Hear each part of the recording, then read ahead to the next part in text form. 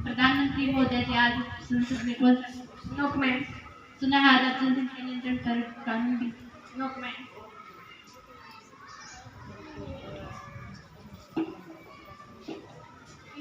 आज आप संसद के बारे में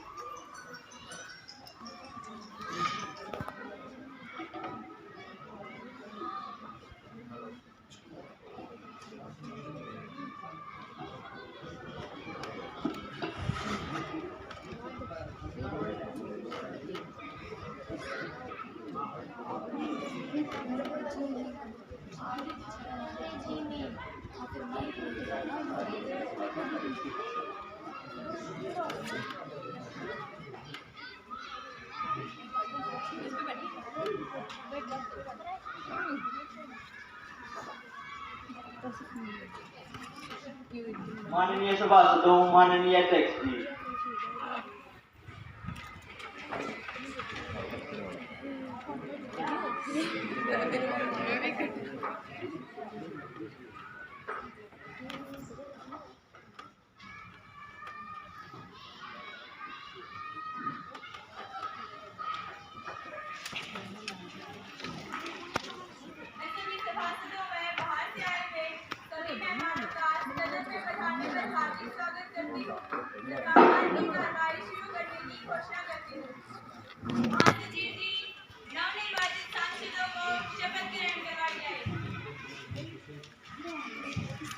मैं अम्बाला लोकसभा क्षेत्र से नवनिर्वाचित सांसद निशा को शपथ ग्रहण करने के लिए आमंत्रित करता हूँ।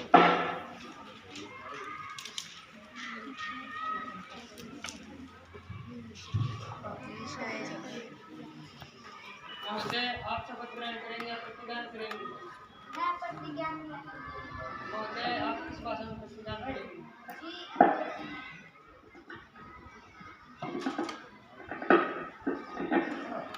I, Miss Nisha, having been elected a member of the House of Parliament, solemnly affirm that I will be a true faith and allegiance to the Constitution of India, as by law established, that I will uphold the sovereignty of India, and that I will faithfully discharge the duty upon which I am about to enter.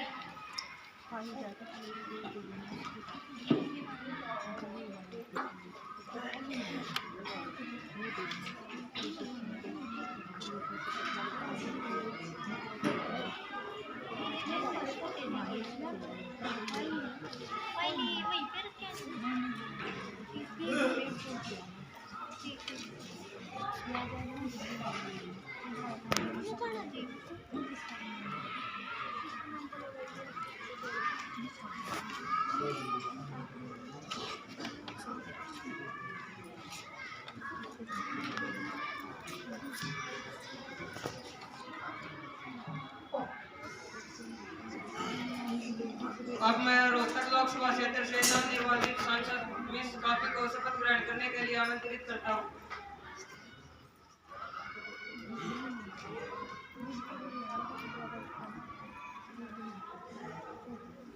महोदय, आप शपथ ग्रहण करेंगे या प्रतिज्ञा लेंगे?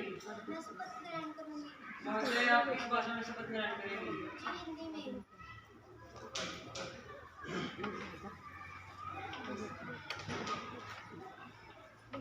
मैं काफी तो युवा संसद की सदस्य निर्वाचित हुई हूँ।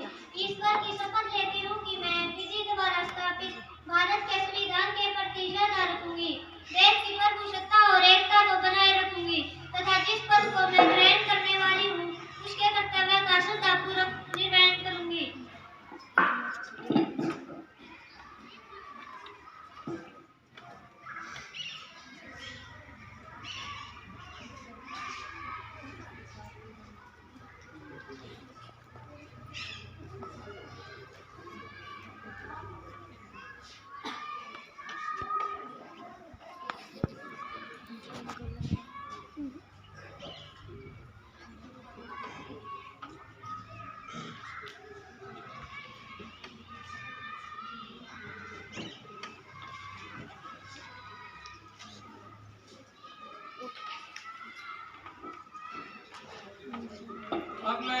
सोनीपत लोकसभा क्षेत्र से नवनिर्वाचित सांसद मिस आंचल को शपथ ग्रहण करने के लिए आमंत्रित करता हूँ।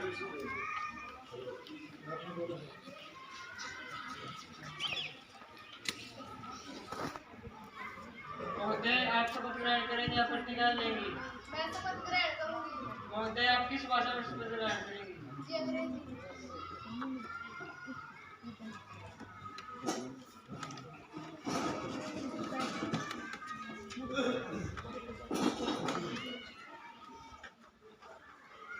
I, Miss Achal, having been elected or nominated a member of the Council of States, Lok Sabha, do swear in the name of God, solemnly affirm that I will bear true faith allegiance to the Constitution of India, as by law established that I will uphold the sovereignty and integrity of India, and that I will faithfully discharge the duty upon which I am about to enter.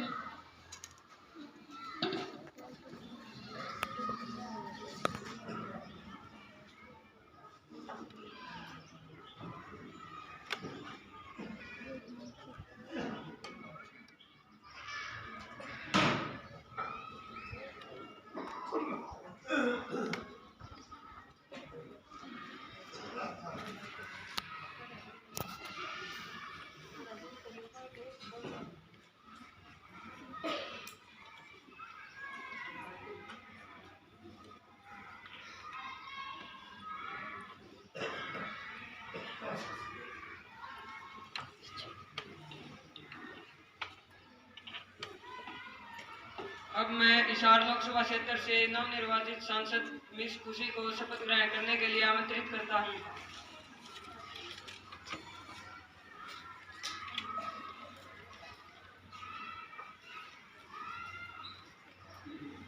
महोदय, आप शपथ ग्रहण करेंगे या प्रतिज्ञा लेंगी? मैं प्रतिज्ञा लूंगी।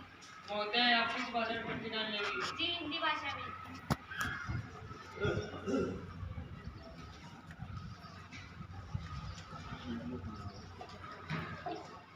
मैं खुशी, जो युवा संसद की सदस्य निर्वाचित हुई हूँ, सत्यनिष्ठा से प्रतिज्ञा करती हूँ कि मैं विधि द्वारा स्थापित भारत के संविधान के प्रति निष्ठा रखूंगी तथा जिस पद को मैं ग्रहण करने वाली हूँ उसे कर्तव्यों का श्रद्धापूर्वक निर्वहन करूंगी।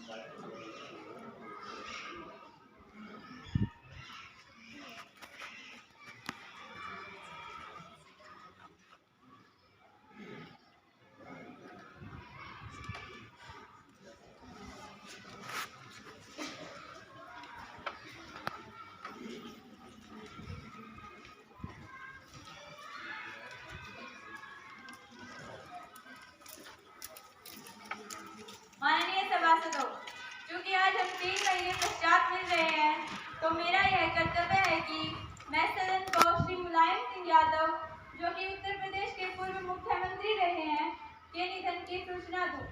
मैं उनके निधन पर गहरी संवेदना प्रकट करती हूँ तथा शोक संतप्त परिवार को इस शोक की घड़ी से उभरने की भगवान से प्रार्थना करती हूँ। अध्यक्ष महोदय, श्री मुलायम सिंह यादव एक पुरुष न होकर अपने आप में एक जनता थे। ये समाजवादी विचारधारा तथा सर्वश्रेष्ठ पुरस्कार प्राप्त करने वाले पुरुष थे।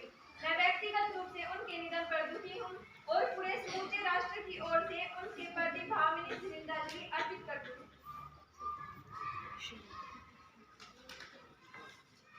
अध्यक्ष जी, मैं आप में सदन के नेता द्वारा दी गई श्रद्धांजलि में अपने आप को शामिल करते हुए कहती हूँ कि श्री मुलायम सिंह यादव दृढ़ इच्छा शक्ति, सच्ची राह पर चलने वाले कर्मठ, नेक दिल व राष्ट्रभक्त मंत्री थे।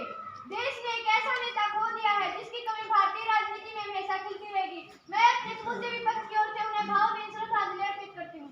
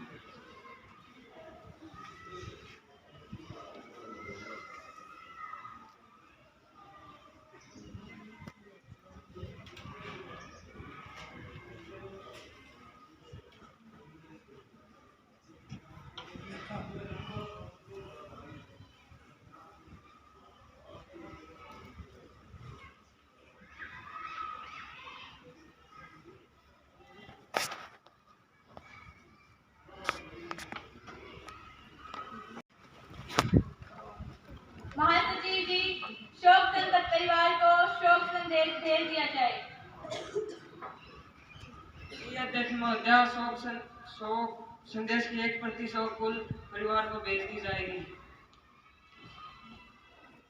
प्रधानमंत्री जी, आप अपने नए मंत्रिमंडल से सदन का परिचय करवाएं।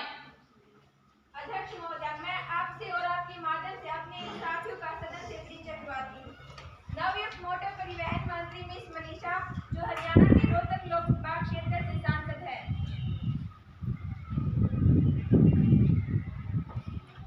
नवयुक्त कृषि मंत्री मिस शीतल, जो हरियाणा के हिसार लोकसभा क्षेत्र से सांसद है।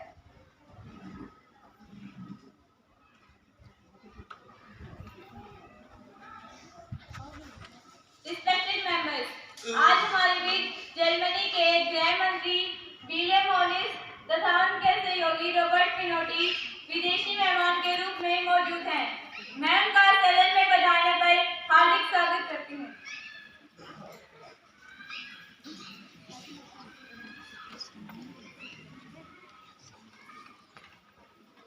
माननीय सभासदों, अब सदन की कार्यवाही शुरू की जाती है। महासचिव जी, प्रश्न सूची व आज का एजेंडा सभासदों में बांटा जाए। जी अध्यक्ष महोदया, प्रश्न सूची व आज का एजेंडा सभी सभासदों में बांटा जा रहा है।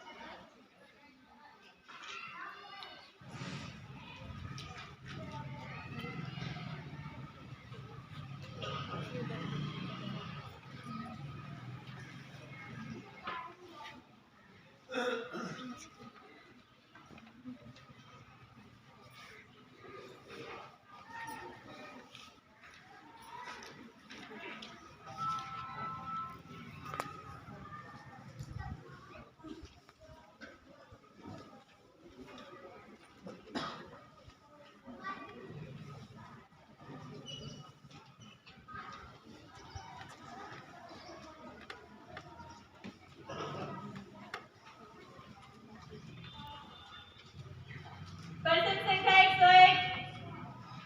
माननीय अध्यक्ष महोदय, कर्मचारी किसी देश की रीढ़ की हड्डी होते हैं। देश की सारी व्यवस्था को कर्मचारी दुरुस्त रखते हैं। मार्ग के माध्यम से देश के कौन कौन से उठने वाले कर्मचारियों की ओर से वित्त मंत्री का ध्यान दिलवाना चाहता हूँ। न्यू पेंशन स्कीम कर्मचारियों के भविष्य पर कुशाराघात है। कर्मचारी द्वारा जमा अनुदान को शेयर बाजार में लगाया जाता है, जो पूरी तरह सुरक्षित है। कोई गारंटी नहीं हो सकता पूरा पैसा डूब जाए। पैसा निकलवाने के नियम बड़े कठोर, मेडिकल फैसिलिटी का प्रावधान नहीं। 58 वर्ष के बाद सेवा करने के बाद पेंशन के रूप में 750 से 2500 तक मासिक पेंशन। देश की सीमाओं की रक्षा करने वाले अर्धसैनिक बल भी इस स्कीम के तहत आते हैं। रिटायरमेंट के बाद जो 60% राशि मिलती है, उस पर भी टैक्स देना पड़ता है। क्या सरकार पूरा दिन देश की सेवा में लगाने के बाद भी उनके बुढ़ापे के साथ इस प्रकार खिलवाड़ करेगी? मैं अपने विपक्षी साथी को अवगत कराना चाहूंगी कि यह पेंशन योजना पिछली सरकार द्वारा लागू की गई थी। कर्मचारियों के संगठनों के कुछ विरोध की सवाल हाल 1-2 वर्षों में देखने को मिली है। सरकार कर्मचारियों के हितों की चिंता करती है। 10 दिसंबर 2018 को कैबिनेट बैठक में अंशदान 10% से बढ़ाकर 14% करने का निर्णय लिया गया है। इस वृद्धि से 2019-20 के बजट में 2840 करोड़ का अतिरिक्त बोझ पड़ेगा। रिटायरमेंट के बाद कर्मचारी को जो 60% राशि मिलती है, उसको भी हमने टैक्स फ्री कर दिया है। महोदय, सरकार अधिक से अधिक लोगों को सामाजिक सुरक्षा प्रदान करने के लिए प्रयास है। कर्मचारी के हित में सरकार द्वारा व्यापक बदलाव करने के प्रयास किए जा रहे हैं। अध्यक्ष महोदय, मंत्री जी द्वारा पेश किए गए आंकड़े मात्र एक रिपोर्ट होती है। गत वर्ष में जितने भी कर्मचारी रिटायर हुए हैं, उनकी पेंशन की राशि मात्र 1250 रुपए तक बनी है। क्या इतनी राशि में कोई भी व्यक्ति 2 वर्ष की रोटी ऐसा में भी बीमारियों का खर्च वहन कर पाएगा। महोदया, यहाँ तक कि सरकार की स्कीमों की वजह से पेंशन भोक्ता की राशि मृत्यु के बाद यात्रियों को नहीं मिल पाती। वक्त से पहले रिटायरमेंट तक राशि नहीं निकाल सकती। यहाँ तक कि एनपीएस के रखरखाव के लिए खाते में जमा राशि पर 10,05% वार्षिक का टैक्स भी काटेगी। तब सरकार कैसे कह सकती है कि हम कर्मचारियों की हित की चिंता करती है? माननीय अध्यक्ष जी, मेरे सम्मानित साथी द्वारा पेंशनधारी कर्मचारियों की जो चिंता जाहिर की है उसके संबंध में मैं बता देना चाहती हूँ कि टियर 2 में लगा हुआ पैसा पूरी तरह से सुरक्षित है। गत दिनों मंत्री समूह की बैठक में भी इस विषय पर विचार विमर्श किया गया था। हमने पेंशनभोगी ही नहीं बल्कि प्रत्येक व्यक्ति के लिए स्वास्थ्य कार्ड बनाकर लोगों की स्वास्थ्य संबंधी चिंताओं का निराकरण किया है। कर्मचारी द्वारा जमा राशि को उनके संपूर्ण कार्यकाल में 2 बार 25% तक निकलवाया जा सकता है। इस संबंध में वित्त विशेषज्ञों से राय भी मांगी जा रही है ताकि कर्मचारियों के हितों को कोई आंच न पहुंचे। प्रश्न संख्या 102। माननीय अध्यक्ष महोदया, मैं आपके माध्यम से सदन में पूछना चाहती हूँ, साडे पंजाब में बढ़ रही नशे की समस्या को उजागर करना चाहती हूँ। युवा निर्माण किसी भी देश का भविष्य होता है। पंजाब में नशे का दरिया बह रहा है जो लोगों के अरमानों को अपने साथ बहा ले जा रहा है। साडे पंजाब में समस्या काबू आने की बजाय निरंतर बढ़ रही है। हाल ही में गुरदासपुर के पास 500 से 200 हेरोइन की खेप पकड़ी गई है।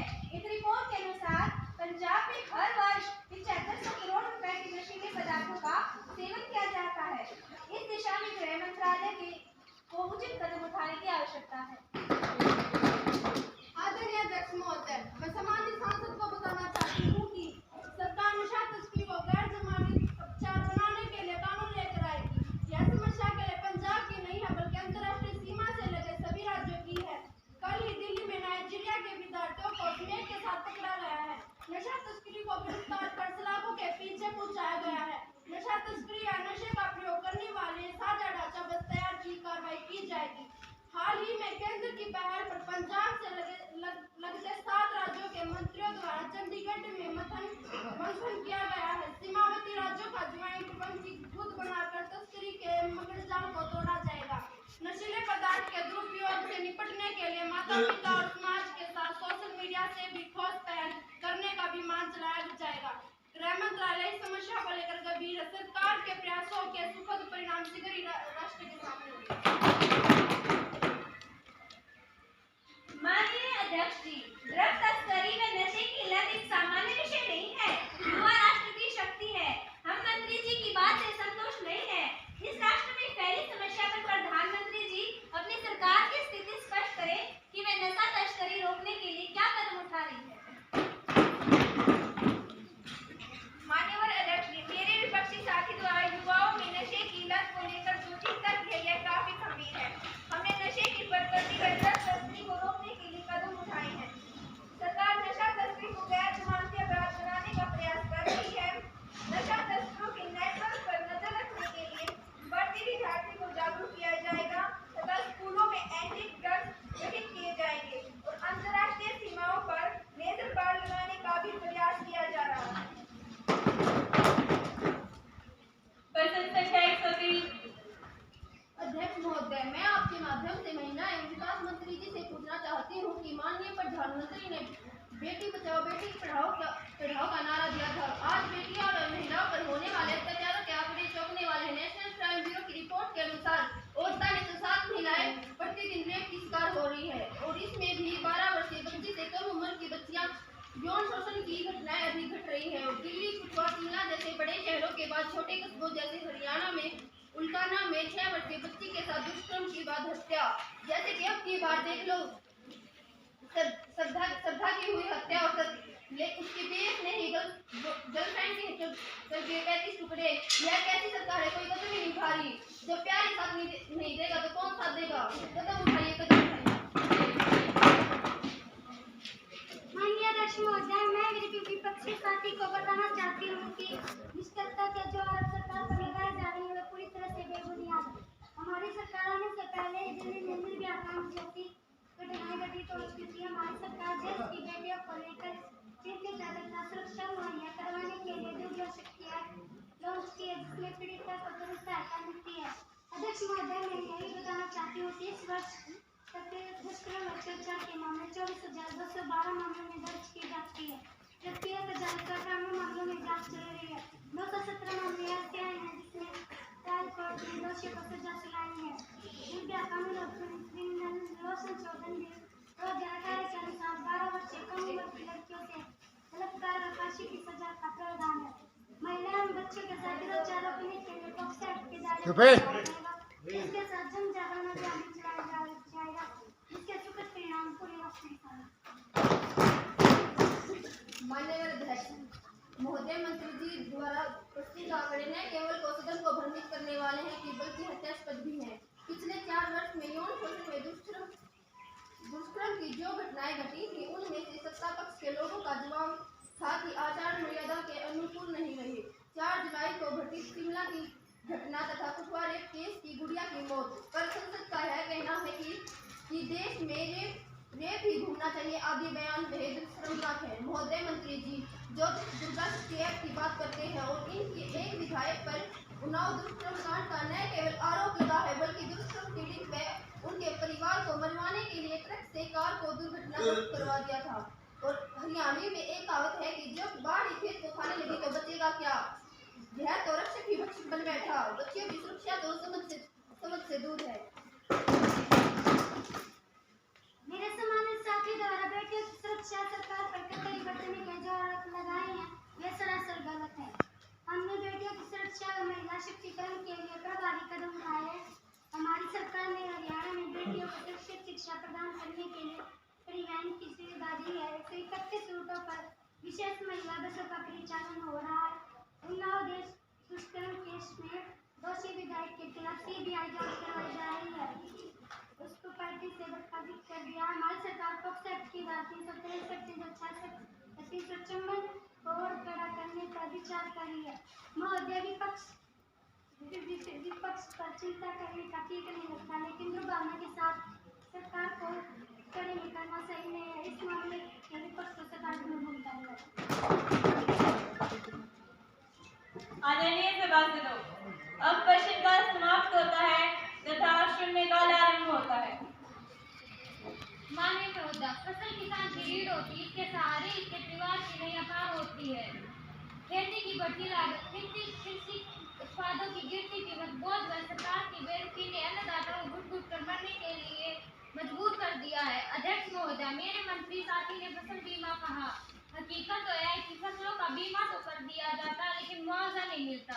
किसानों को फसल बीमा शर्त थोपी जाती। किसानों की फसल बीमा करने के लिए आंदोलन करने पड़ता है, कोर्ट जाना पड़ता है। महोदय, अमीरों के लाखों करोड़ों कर्ज माफ हो रहे हैं और गरीबों किसानों के माफ नहीं हो रहे।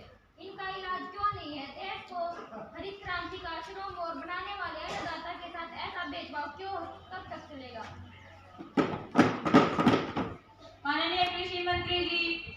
माननीय अध्यक्ष जी, देश में इस प्रकार से किसानों की आत्महत्या बढ़ता चिंता का विषय तो है, लेकिन ऐसा नहीं है कि हमारी सरकार इनकी समस्या का ध्यान ही न रखती हो।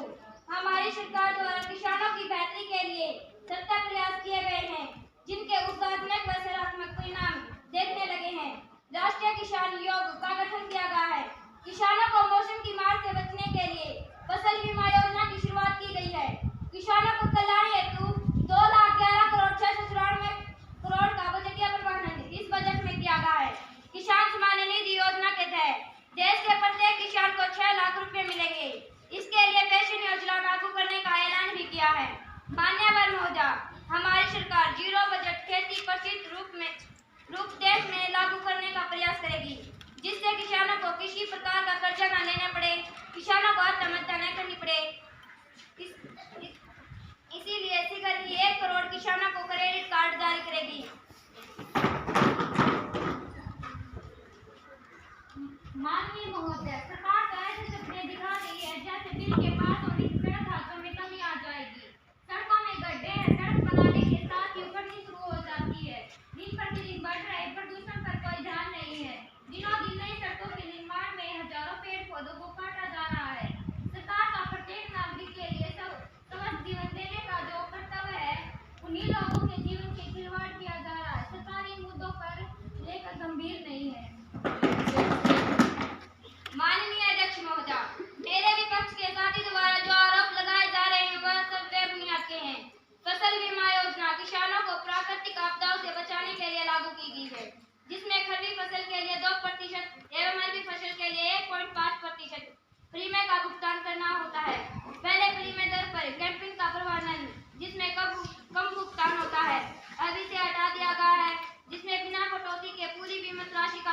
बनेगा। महोदय, किसानों की आय को 2022 तक दुगना करने का लक्ष्य हमने रखा है। जितना मिनिमम सपोर्ट प्राइस हमने बढ़ाया है, उतना किसी सरकार ने नहीं बढ़ाया है। किसानों को निबंध बिजली की आपूर्ति की जा रही है, जिसमें वे अपनी फसल पका सके। सरकार छोटे किसानों के कर्जे माफी पर भी विचार कर रही है। ब्याज मुक्त कार्ड लोन से किसानों की आय बढ़ाने के लिए सरकार मधुमक्खी पालन व शहद मशीन पर भी काम शुरू करने जा रही है। माननीय सभासदों, अब शून्यकाल समाप्त होता है तथा ध्यानाकर्षण प्रस्ताव पर चर्चा की जाएगी।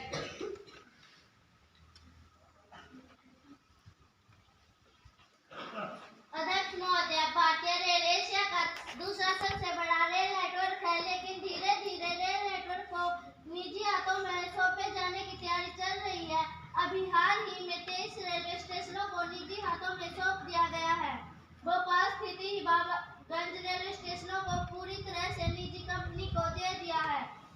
भारतीय रेलवे की पार्सल सेवा अमेजन इंडिया के हाथों में सौंपी जा रही है। 55 वर्ष की उम्र पूरी करने वाले कर्मचारियों को जबरदस्ती रिटायरमेंट दी जा रही है। ऐसा करने से बेरोजगारी की बोझ खड़ी हो जाएगी। सरकार ने प्रत्येक वर्ष 2 करोड़ रोजगार मुहैया करवाने का वादा अपने घोषणा पत्र में किया था। क्या सरकार ऐसे ही रोजगार उपलब्ध करवाएगी? रोजगार देने की बजाय सरकार को रोजगार छीन रही है। अध्यक्ष महोदय, मैं अपने विपक्षी साथी को बता देना चाहती हूँ कि ग्लोबलाइजेशन के दौरान विस्तृत सुविधाएं देकर ही विदेशी निवेशन को भारत में लाया जा सकता है। नई नई कंपनियां आएंगी तो लोगों को रोजगार मिलेगा। रेलवे के कुछ स्टेशनों को निजी हाथों में सौंप दिया जाएगा। यहाँ साफ सफाई तो रहेगी ही, बेहतर ही होगी, साथ ही यात्रियों को विस्तृत सुविधाएं भी उपलब्ध करवाई जाएंगी। अमेजन इंडिया को सिर्फ 2.5 टन तक के पार्सल की अनुमति दी गई है, बल्कि प्रबंध इंडिया ने रेलवे के हाथों में होगा।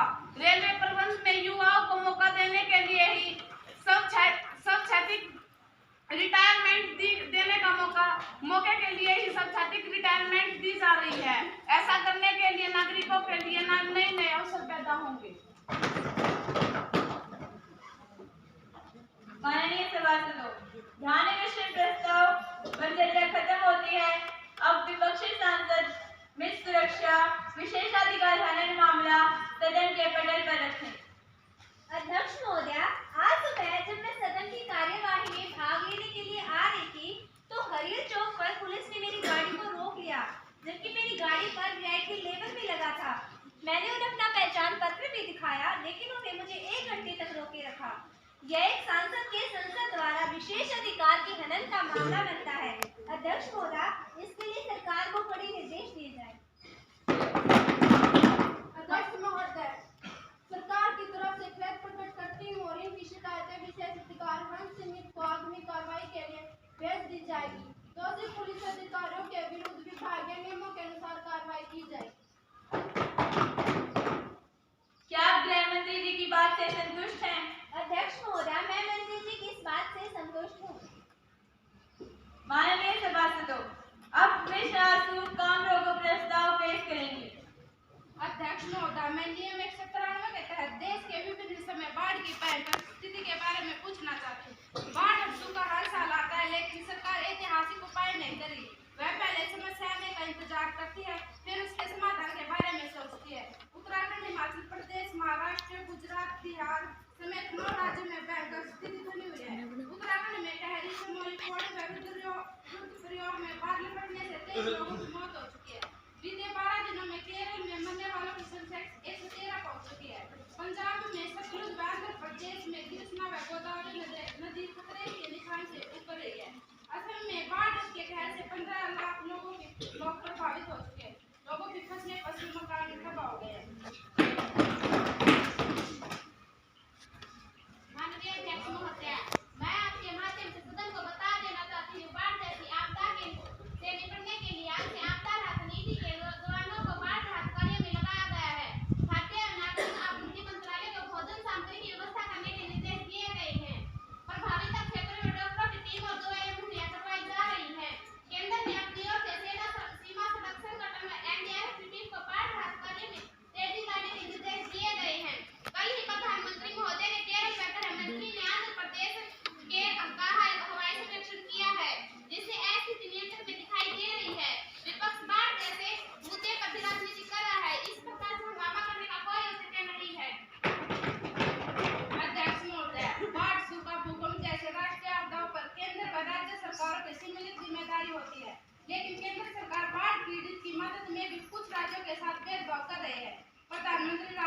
इसमें कर्नाटक राज्यों के सम्मिलित नहीं है कि कर्नाटक बाढ़ पीड़ित के राहत में अपेक्षित मदद नहीं मिल रही। अध्यक्ष महोदय, मैं अपने विपक्षी साथी को बता देना चाहती हूँ कि केंद्र सरकार की ओर से राहत मुहैया करवाई जाती है, न कि मुआवजा। प्रशासन संपूर्ण रूप से राहत कार्य में जुटा हुआ, फिर भी बाढ़ के चलते 80 लाख करोड़ के नुकसान का अनुमान है। केंद्र सरकार ने प्रधानमंत्री राष्ट्रीय राहत कोष से बाढ़ में मरने वालों को 2-2 लाख तथा गंभीर रूप से घायलों को 50-50 हजार रुपए की सहायता की घोषणा की है। बाढ़ के कारण हुए नुकसान का आकलन करने के लिए जल्द ही केंद्रीय सरकार द्वारा बाढ़ राहत दल जाएगा। विपक्ष द्वारा लगाए गए भेदभावपूर्ण आरोप में कोई दम नहीं है, सिर्फ हंगामा खड़ा करना मकसद है। Respected members, जो सदस्य बाढ़ आपदा मामले पर चर्चा चाहते हैं से यस और जो नहीं चाहते से नो।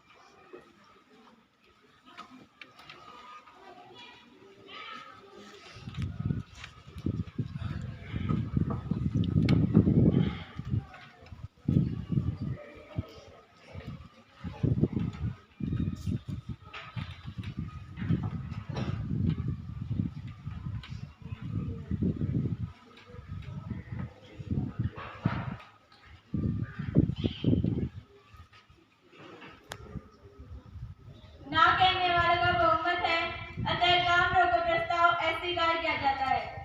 आदरणीय सभासदों, अब सभी आवश्यक दस्तावेज सदन के पटल पर रखे जाएं। महिला एवं बाल विकास समिति की वार्षिक रिपोर्ट सदन के पटल पर रखी जाए। जल संसाधन मंत्री समिति की वार्षिक रिपोर्ट सदन के पटल पर रखी जाए।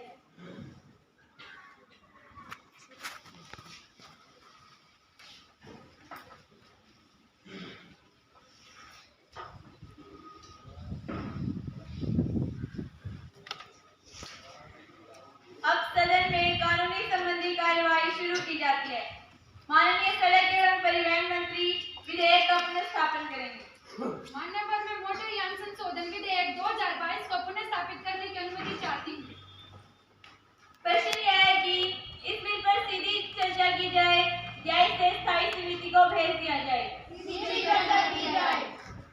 आदरणीय सभासदों, इस बिल पर सीधी चर्चा की अनुमति दी जाती है। महोदया, मैं विधेयक पुनर्स्थापित करती हूँ। अध्यक्ष महोदया, मेरे द्वारा पुनर्स्थापित किए जाने वाले विधेयक का शीर्षक मोटर यान संशोधन विधेयक 2022 है। 76 पृष्ठों वाले इस विधेयक में कुल 223 धाराएं हैं, जो सभी आवश्यक परिवहन नियमों के प्रावधानों की विस्तार से व्याख्या करती हैं।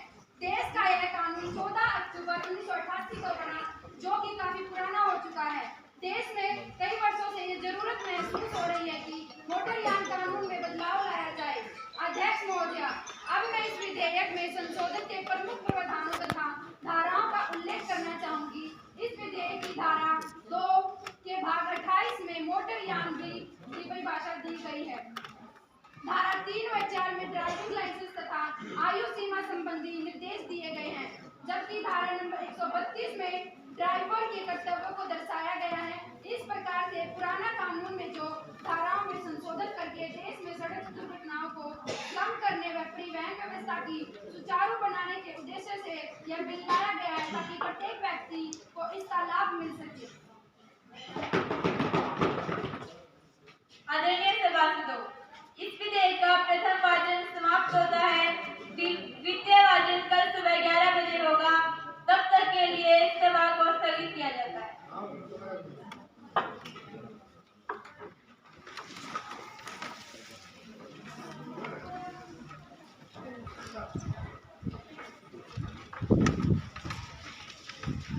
अब सदन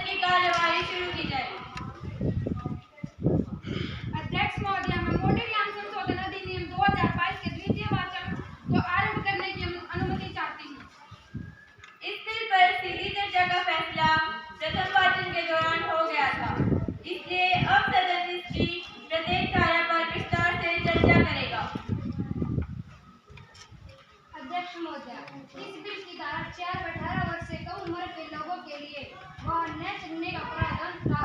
धारा 5 में ऐसे लोगों के लिए वाहन चलाने पर माता पिता या वाहन मालिक के खिलाफ कार्रवाई का प्रावधान है। बढ़ते वैज्ञानिक युग में आज की युवा पीढ़ी को स्कूल कॉलेजों में जाने के लिए वाहन की आवश्यकता होती है। 18 वर्ष तक इंतजार नहीं कर सकते। सरकार ऐसा करके युवा पीढ़ी के सपनों को नष्ट कर रही है। ऐसी क्या गारंटी है कि माता पिता के खिलाफ कार्रवाई करने से दुर्घटनाओं में कमी आ जाएगी? महोदया, मैं यह भी पूछना चाहती हूँ कि लाइसेंस के नवीनीकरण की अवधि 1 महीने से बढ़ाकर 1 वर्ष कर दी है। क्या लाइसेंस एक्सपायर होने से एक बार तक लोगों को सड़क पर वाहन चलाने की अनुमति दी जाएगी? प्रस्तावित कानून में लोगों के अधिकारों व सजा के भय से उनके साथ खिलवाड़ किया जा रहा है। जुर्माने की राशि में भी 10 गुना से ज्यादा वृद्धि कर दी है, जो गरीब जनता पर भारी बोझ डालेगी। सरकार को केवल अपना राजस्व दिखाई देता है, लोगों की तंगहाली में। माननीय अध्यक्ष महोदया, बच्चे किसी भी राष्ट्र के अमूल्य धरोहर होते हैं। वे देश के भावी कर्णधार होते हैं। यदि उनका खून सड़कों पर बहता रहे तो क्या जायज है? मैं अपने विपक्षी साथी को बता देना चाहती हूँ कि भारत में हर वर्ष 5 लाख सड़क दुर्घटनाएं होती हैं, जिनमें से 1.5 लाखों की मौत हो जाती है। इन दुर्घटनाओं में मरने वाले 15 से 35 वर्षों की युवाओं की संख्या 76% है। WHO के ताजा आंकड़ों के मुताबिक देश के 3 लाख बच्चे सड़क पर सालाना जान गंवा रहे हैं। जुर्मानों की राशि बढ़ने से सड़क नियमों की अवहेलना करने का डर व कानून के प्रति सम्मान की भावना पैदा होगी। मान्यवर महोदया, माननीय मंत्री द्वारा जो संशोधन बिल पेश किया गया है उसके कई बिंदुओं पर मुझे आपत्ति है। बिल में वाहनों के पंजीकरण का अधिकार डीलरों को दिया गया है। इसमें सरकार की डीलरों को लाभ पहुंचाने की मंशा प्रकट होती है। देश में एक ही व्यक्ति के नाम पर कई लाइसेंस है। देश में लगभग 30 लाख बोगस लाइसेंस है तो आए दिन दुर्घटना का कारण बनते हैं। बिल में सब कुछ स्पष्ट किया गया है कि इनका समाधान किस प्रकार करेंगे। इस बिल के पास होने से सरकार तथा राज्यों में टकराव होने का अंदेशा है, क्योंकि इसे केंद्र सरकार की राज्य परिवहन सेवाओं में दखलंदाजी झलक रही है। इससे राज्यों का सस्ती परिवहन सेवाओं का अधिकार भी छिनता नजर आ रहा है। मेरे विपक्षी साथी द्वारा प्रकट की गई शंकाओं का निवारण करना चाहूंगी। प्रथम, डीलर वाहन का पंजीकरण तो करेंगे, लेकिन अब क्षेत्रीय परिवहन कार्यालय को इसका शुल्क भी अदा करेंगे। इसमें डीलर को लाभ पहुंचाने जैसी कोई भी बात नहीं है। सिर्फ वाहन प्रयोगकर्ताओं झंझटों से छुटकारा दिलाने के लिए जैसे कुछ किया गया है। मेरे साथी द्वारा देश में लाइसेंसों पर चिंता जाहिर की है, उसका स्वागत करती हूँ।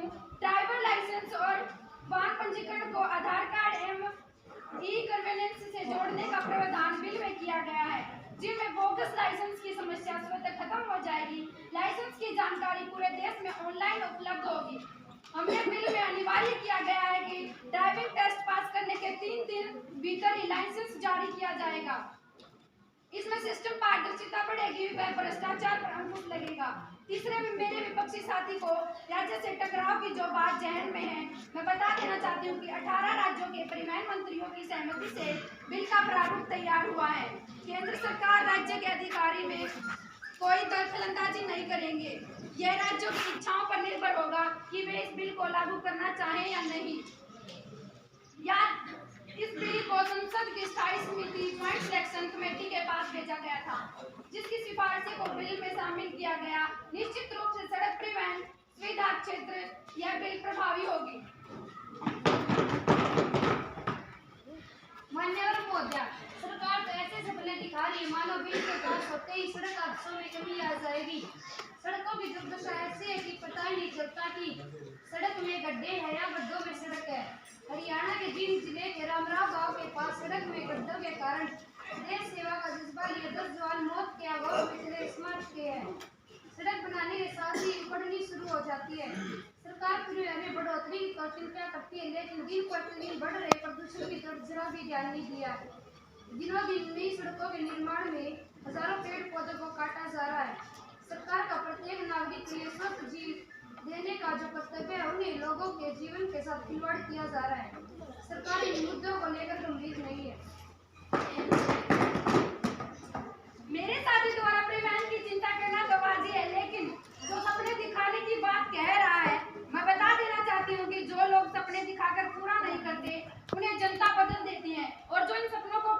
करते हैं उन्हें वापस चुन लेती है। लगता है विपक्षी नेताओं का अभी तक सत्ता का नशा उतरा नहीं है। आपकी सरकार ने इतने वर्षों से शासन में किया ही क्या है?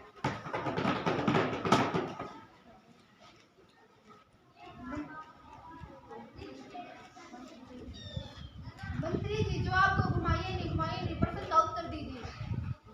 महोदया, मैं बता देना चाहती हूँ कि परिवहन व्यवस्था की अंतर्राष्ट्रीय मानकों के अनुरूप बनाने के लिए नए बिल में सड़क हादसों के लिए सरकार बनाने वाली कंपनी और इंजीनियरों को भी जवाबदेही तय की जाएगी। हम परिवहन को सुरक्षित करने के लिए पर्यावरण हितैषी सस्ती बस सेवा इकाई सेवा दिल्ली धौलाकुआ से हरियाणा के मानेसर तक चलाने जा रहे हैं। सड़क निर्माण में कटने वाले पौधों की जगह नए पौधे लगाने का अभियान पर भी जोर दे रहे हैं।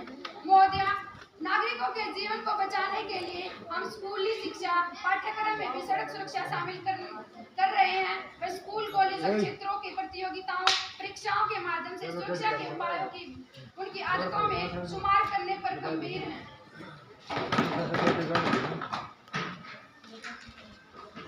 स्वागत है, स्वागत है, स्वागत है।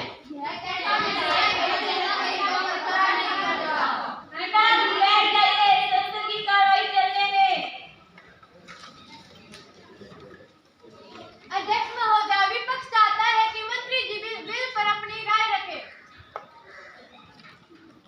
अध्यक्ष महोदय, एक जानकारी प्यारी होती है, एक जीवन प्यारा होता है। दुर्घटना में मरने वाला किसी न किसी का दुलारा होता है। महोदय, मैं आपके माध्यम से सदन में यह बताना चाहती हूँ कि विपक्षी साथियों को इस विधेयक की कुछ धाराओं पर आपत्ति है, लेकिन व्यवहारिक व तकनीकी रूप से इस बिल में संशोधन करना संभव नहीं है। भारतीय संविधान में संशोधन में जनता की सुरक्षा व सुविधा का ध्यान रखना पहला कर्तव्य है। इस कानून का पारित होना जरूरी नहीं है। इस साधारण तथा खौफनाक आंकड़ों से समझा जा सकता है प्रतिदिन करीब 400 मौतें तथा 3.8 लाख करोड़ रुपए का आर्थिक नुकसान देश में हो रहा है। ऐसा कोई व्यक्ति नहीं है जिनकी सड़क हादसे में भले ही नष्ट न हुई हो, बल्कि प्रभावित तो जरूर हुई होगी। मैं अपने भूमिगत साथियों को बता देना चाहती हूँ कि मोटर व्हीकल संशोधन बिल की भावना अति उत्तम है।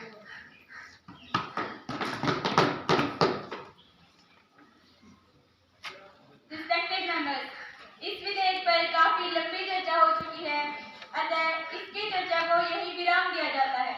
इसका तृतीय वाचन कल होगा, तब तक सदन की कार्यवाही स्थगित की जाती है।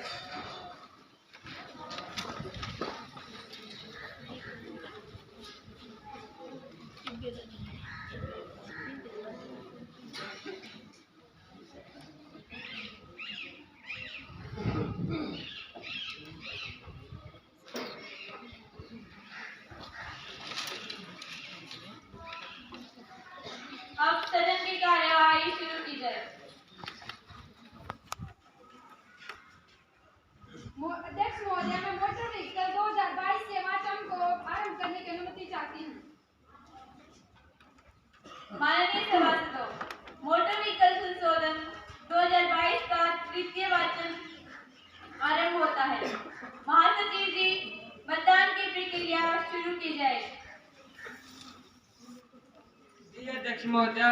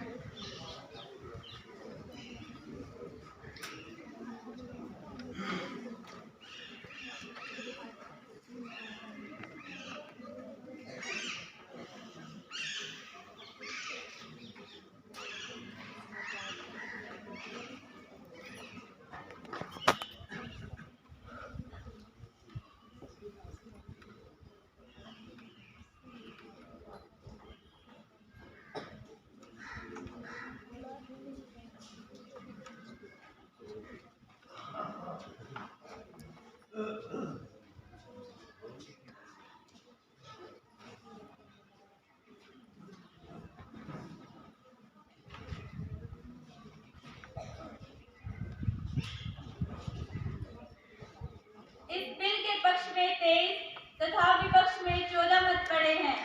अतः यह बिल 14 के मुकाबले 23 मतों से पास किया जाता है। महासचिव जी, इसे आगामी कार्रवाई के लिए ऊपरी सदन में भेज दिया जाएगा। जी अध्यक्ष महोदय, इसे आगामी कार्रवाई के लिए ऊपरी सदन में भेज दिया जाएगा।